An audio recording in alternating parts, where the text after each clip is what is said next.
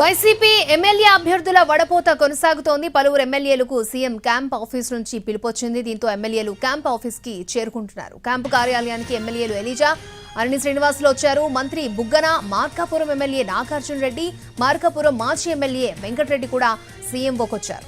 కాసేపట్లో క్యాంపు కార్యాలయానికి మాజీ మంత్రి బాలినేని రానున్నారు.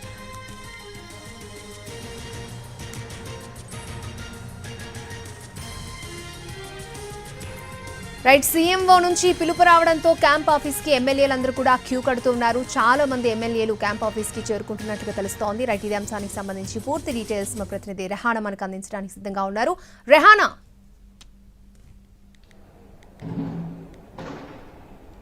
అక్షయ, వైసీపీలో నియోజకవర్గాల మార్పులు చేర్పులు అదేవిధంగా ఎమ్మెల్యే అభ్యర్థులకు సంబంధించిన వడపోత కార్యక్రమం ముమ్మరంగా సాగుతుంది. ఇవాళ ఉదయం నుంచి కూడా పలువురు ఎమ్మెల్యేలు సీఎం క్యాంపు కార్యాలయానికి వచ్చారు. ప్రస్తుతం మనం చూసుకున్నట్లయితే చందల్పూడి ఎమ్మెల్యే ఎలిజా, అదేవిధంగా మనం చూసుకున్నట్లయితే ఆర్థిక శాఖ మంత్రి బుగ్గన కూడా ప్రస్తుతం క్యాంపు కార్యాలయంలో ఉన్నారు. దీంతో పాటు మంత్రి గుమ్మనూరు జయరాం గత కొద్ది రోజులుగా విజయవాడలోని మకాం వేశారు. ఆయన నియోజకవర్గం ఆలూరులో కూడా ఆయనకు ప్రత్యామ్నాయాన్ని వైసీపీ పరిశీలిస్తుంది.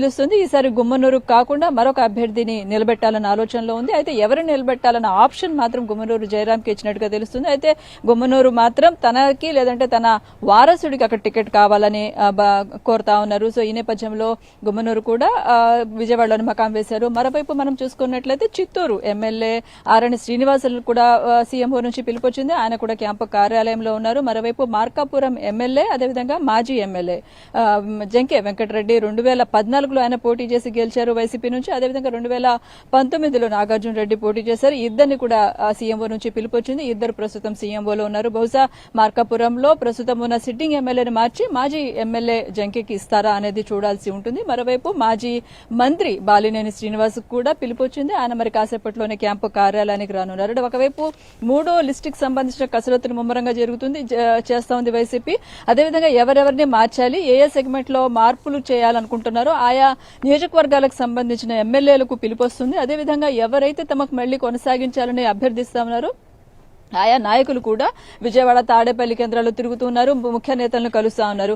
మరోవైపు కొన్ని సెగ్మెంట్లలో పంచాయతీలు ఉంటా ఉన్నాయి. సిట్టింగ్ ఎమ్మెల్యేని మార్చి కొత్త వారికి ఇవ్వాలనే అభ్యర్థనలు లేదంటే డిమాండ్లు కూడా వస్తున్నాయి. అలాంటి పంచాయతీలను కూడా మరోవైపు పార్టీ పెద్దలు హ్యాండిల్ చేస్తా ఉన్నారు. పార్టీ కార్యాలయంలో రీజనల్ కోఆర్డినేటర్ విజయసాయిరెడ్డి నర్సరావుపేట నుంచి వచ్చిన ఎమ్మెల్యే వ్యతిరేక వర్గంతో ఆయన సర్దుబాటు చేసే ప్రయత్నం చేస్తా ఉన్నారు. ఈ సమావేశానికి ఎమ్మెల్యేని కూడా గోపిరెడ్డిని కూడా పిలిచారు. అదేవిధంగా ఆయన వ్యతిరేక వర్గానికి సంబంధించిన పార్టీ మండల స్థాయి కార్యకర్తలు, నాయకులు, అదేవిధంగా స్థానిక ప్రజాప్రతినిధులు వీళ్ళందరితో కూడా దాదాపు 3 గంటలకు పైగా తాడేపల్లి క్యాంప్ కార్యాలయంలో వీళ్ళిద్దరికి సర్దుబాటు చేసే కార్యక్రమం కొనసాగుతుంది.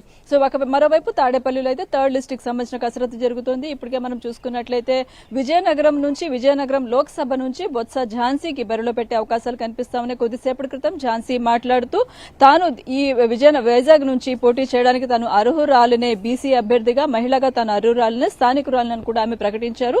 అదేవిధంగా అధిష్టానం తనకు అవకాశం ఇస్తే ఖచ్చితంగా విశాఖ ఎంపీ లోక్సభ నుంచి తాను పోటీ చేస్తానని స్పష్టం చేశారు. అదేవిధంగా మరికొన్ని సెగ్మెంట్లకు ఇప్పటికే కొంత స్పష్టత వచ్చినట్టుగా తెలుస్తా ఉంది. గుడివాడ అమర్నాథ్ మంత్రిని పెందుర్తి నుంచి బరిలో పెడతారని ఒక ప్రచారం జరుగుతుంది.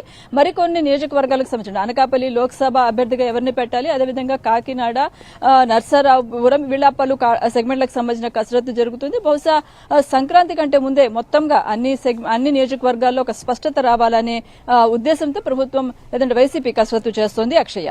ఓకే రెహానా.